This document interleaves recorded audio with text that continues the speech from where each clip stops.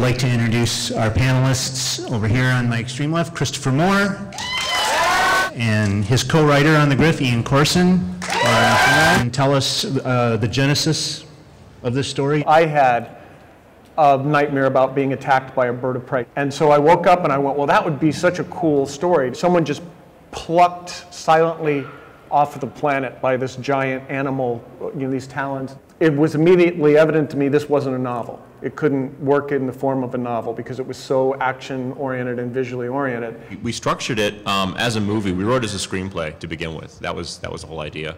I said, you know, nobody will ever make this. And Ian goes, yeah, you're right. And I go, well, then we need to write like a $200 million movie, because if nobody's going to make it, it should be expensive.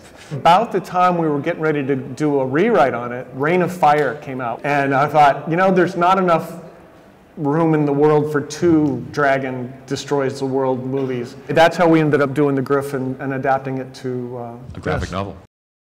Chris and I actually spent a good amount of time studying other graphic novel scripts just to sort of get the format down, because it is different than a screenplay. You know, you describe what the panel looks like, you know, how big the panel is, what portion of the page it is. So you're very, very specific, and you are directing the artist on the page. I think, if anything, it was try to put in more funny stuff in.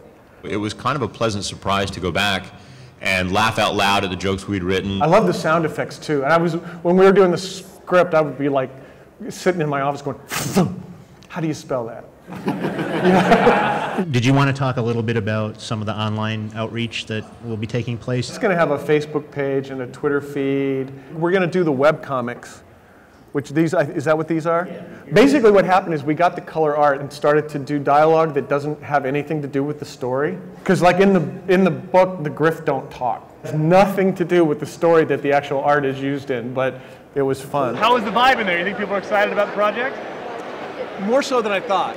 Yeah, it's so tough to talk about something that nobody's seen and is not available. I think it's great. It's becoming something. That work that we spent, 10 years ago is sort of paying off. I guess anything you want to say to your fans or followers out there on the interwebs? I'm working on it. Shut up. For those of you attending San Diego Comic-Con, HarperCollins will be having the Griff splash there. Chris will be in attendance. Ian will be there. Hopefully we'll have books to show. Awesomer swag, and lots of stuff. Thanks, you guys. Thank you all very much. And July 19th,